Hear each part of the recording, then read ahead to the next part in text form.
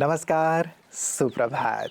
महानवमी की आप सभी दर्शकों को दिल से बहुत बहुत शुभकामनाएं और बधाइयाँ।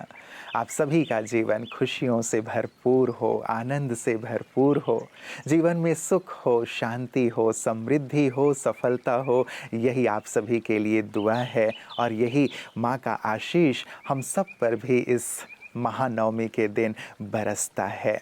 सचमुच हमारा जीवन माँ के बिना अधूरा ही है। चाहे हमारी लौकिक माँ हो या फिर जिन देवियों की हम आराधना कर रहे हैं, उनके आशीष के बिना जीवन अधूरा ही रहता है, संपूर्ण नहीं हो पाता। और जैसे जैसे हम इनके आध्यात्मिक भावों को भी समझते चल रहे हैं, तो सचमुच हमारा जीवन प्रकाशित होता चल रहा है। हम अपने आप को ज़्यादा खुशहाल अनुभव करने लगे हैं। और बहुत महत्वपूर्ण सी बात है मित्रों कि केवल मनाना नहीं, जैसे पहले दिन मैंने कहा था, लेकिन हमें भी बनना है। शक्तियों की केवल आराधना नहीं, लेकिन एक माता पिता यही चाहते हैं कि बच्चे भी उनके समान बने, उनके समान ही शक्तिशाली बने, उनके समान ही इतने योग्य बने कि उन्हें किसी की आवश्यकता ना हो, बल्कि वो देने वाले बन जाएं। माँ भी हमसे यही चाहती हैं। तो ढेर सारी दुआएं और शुभकामनाएं आप सबके लिए कि इतने शक्ति संपन्न बन जाएं कि जीवन में कोई भी आपदा और विपदा आ जाए, लेकिन आपको हिला ना पाए और आप सफलतापूर्वक जीवन के पथ पर आगे से आगे बढ़ते रहें। तो आइए इन्हीं मंगल कामनाओं के साथ आपको लिए चलता हूँ आज के सुंदर सुवाक्य की ओर।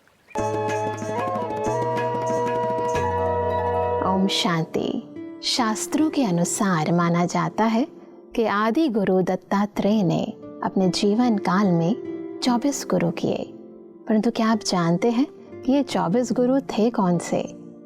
इन गुरुओं में प्रकृति के पांचों तत्व, ग्रह, नक्षत्र, जीव जंतु, पशु पक्षी, जिसमें चींटी, कबूतर और मधुमक्खी भी शामिल थे। वास्तव में ये संपूर्ण सृष्टि हर वक्त हमें कुछ ना कुछ सिखा रही है। सीखने का कोई अंत नहीं है, इसलिए सीखने की कोई उम्र भी नहीं है। परंतु कुछ लोग समझते हैं कि हम तो बहुत ज्ञानी हैं, हम तो बहुत समझदार हैं, हमें सीखने की क्या ज़रूरत है। सच्चाई ये है कि इंसान जिस पल अपने जीवन में सीखने की इच्छा छोड़ देता है, उसी पल से उसका बुढ़ापा शुरू हो जाता है।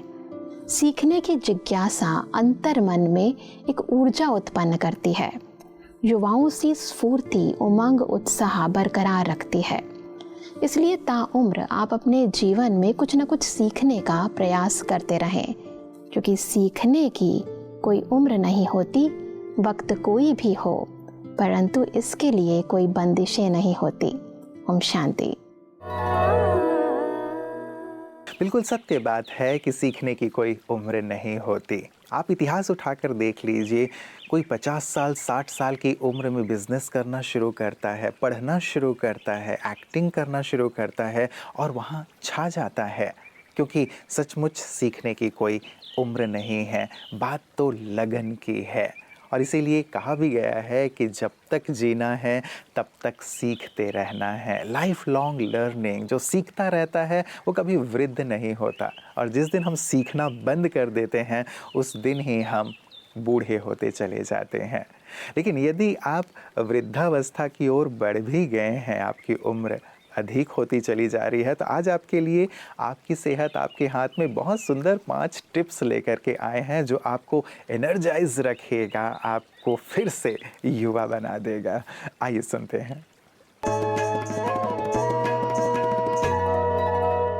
ओम शांति।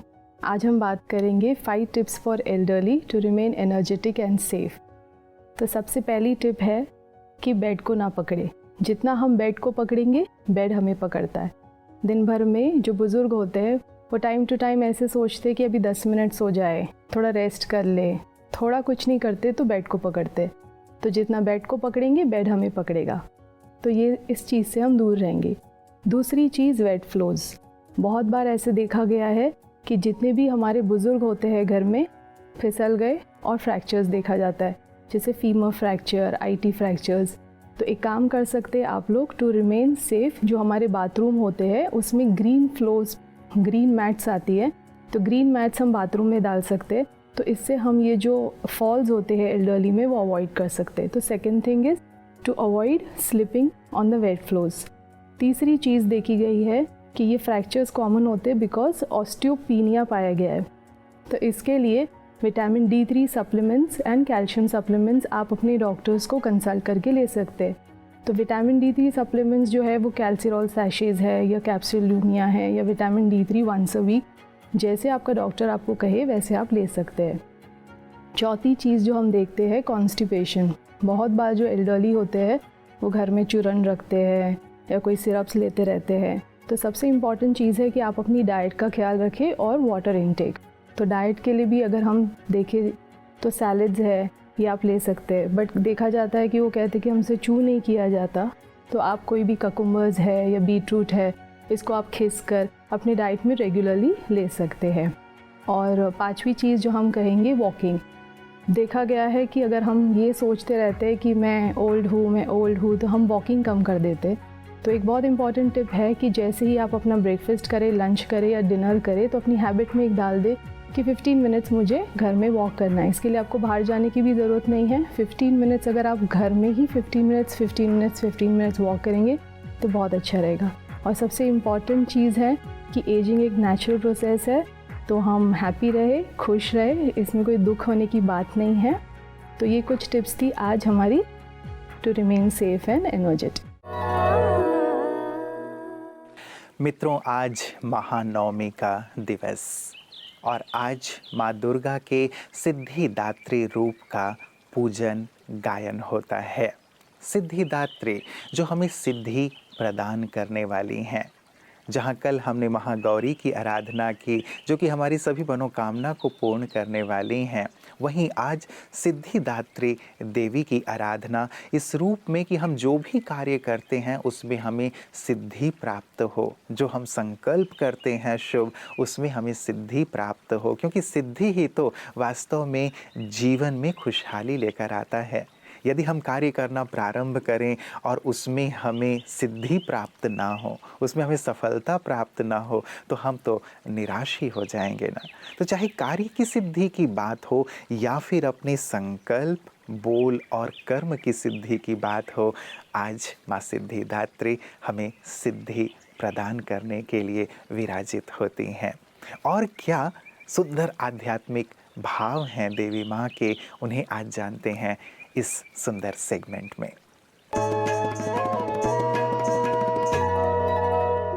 नवरात्रि के आखिरी 9वें दिन सिद्धिदात्री की उपासना की जाती है। मानव जीवन पुरुषार्थी जीवन है, परंतु आखिर हमें सिद्धि प्राप्त करनी है। हमारा जीवन इस कलियुगी दुनिया में रहते हुए भी विकारों से अलिप्त रहे, दिव्य गुणों से संपन्न रहे और सर्व आध्यात्मिक शक्तियों से संपन्न रहे, तो हर कर्म में, हर संकल्प में, हर शब्द में हम सफलता प्राप्त कर सकते हैं। ऐसी सिद्धिदात्री शक्ति स्वरूपा देवियों का हर कोई ने उपासना की, ऐसा बताया जाता है।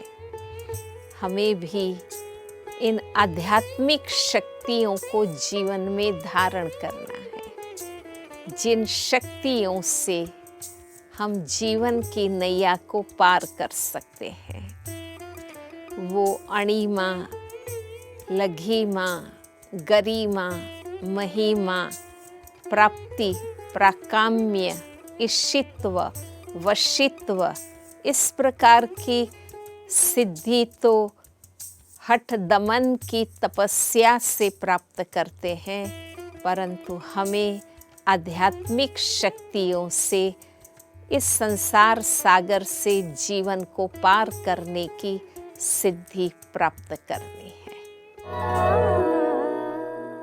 माँ सिद्धिदात्री आपको हर कार्य में सिद्धि प्रदान करे। इन्हीं मंगल कामनाओं के साथ आइए चलते हैं अपने अगले सेगमेंट पीस न्यूज़ की ओर।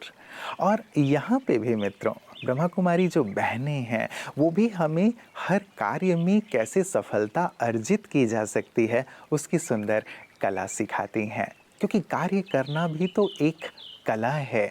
यदि हम विधि से कोई कार्य करते हैं तो निश्चित रूप से हमें सिद्धि प्राप्त होती है, और यदि विधि पूर्वक नहीं करते तो सिद्धि नहीं मिलती।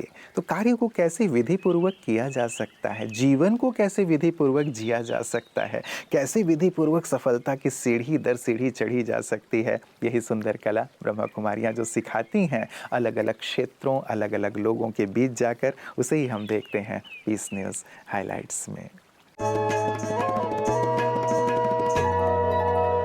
आयुर्वेद विश्व के लिए चिकित्सा जगत में भारत का अविस्मरणीय योगदान है। ये वो पद्धति है जिसमें जीवन की लगभग हर क्रिया के लिए नियम बताए गए हैं। जिस प्रकार आयुर्वेद द्वारा दिए गए जीवन शैली के सारे नियम सेहत के लिए लाभकारी है, उसी प्रकार हमारे सकारात्मक विचार भी जीवन में बहुत बड़ी भूमिका निभाते हैं। इसी विषय को प्रकाशित करने के लिए कोहिमा स्थित पहली असम राइफल बटालियन द्वारा हर घर हर दिन आयुर्वेद कार्यक्रम आयोजित किया गया। कोहिमा ब्रह्मा कुमारी सेवा केंद्र प्रभारी बी के रूपा कार्यक्रम में मुख्य वक्ता के रूप में पधारी।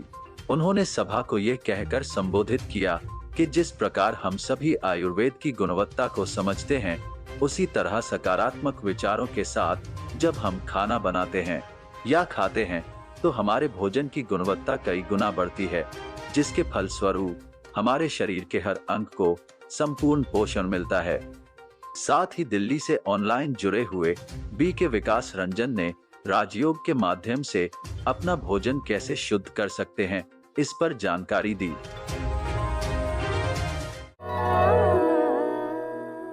मित्रों, इस नवरात्र में हम सब ने मिलकर संकल्प लिया था कि रोज हम एक शक्ति पर चर्चा करेंगे, उस पर कार्य करेंगे और उसे जीवन में धारण करेंगे। न केवल शक्तियों की आराधना, लेकिन स्वयं भी शक्ति संपन्न बनेंगे। तो आज की शक्तियां मित्रों, दृढ़ संकल्प की शक्ति। हम यदि दृढ़तापूर्वक कुछ संकल्प करें, उसे हमें करना ही है, ऐसा एक सुंदर अपने जीवन की धारणा बना लें। क्योंकि जब तक दृढ़ता नहीं होगी तब तक हमें सफलता नहीं मिलेगी। जब तक दृढ़ता नहीं होगी हमारे संकल्पों में, तब तक हम शिखर की ओर नहीं बढ़ पाएंगे और कोई भी अच्छाई अपने जीवन में नहीं ला पाएंगे, बुराइयों पर विजय प्राप्त नहीं कर पाएंगे। और ये शक्ति हमारे अंदर है मित्रों। हमने अलग अलग शक्तियों की जो चर्चा की है, एक तो हम उन शक्तियों का आह्वान करें परमात्मा पिता से, वो हमारे अंदर आएंगे। और दूसरी महत्वपूर्ण बात है कि परमात्मा जो सर्वशक्तिवान है, हमारे पिता हैं, तो हम भी तो उनकी संतान, उनके समान ही हैं। तो जब वो सर्वशक्तिवान हैं तो हम भी तो मास्टर सर्वशक्तिवान हुए। तो रोज सुबह उठते ही, दिन में अनेक बार, रात को सोते समय हम ये संकल्प कर लें कि सर्वशक्तिवान की सारी शक्तियाँ मेरी हैं, मेरे अंदर हैं, मेरे अंदर सारी शक्तियाँ विराजमान हैं, बस मुझे उसे जागृत करना है और कार्य में लगाना है। जब आप ऐसे विश्वास के साथ, आस्था के साथ, दृढ़ता के साथ आगे बढ़ेंगे तो आप देखेंगे कि आपका जीवन शक्तियों से संपन्न होता चलेगा। तो आप सर्व शक्तियों से संपन्न बने। इन्हीं शुभकामनाओं के साथ एक बार पुनः महानवमी की आप सभी को ढेर ढेर बधाइयाँ और शुभकामनाएं। नमस्कार। ओम शांति। जीवन के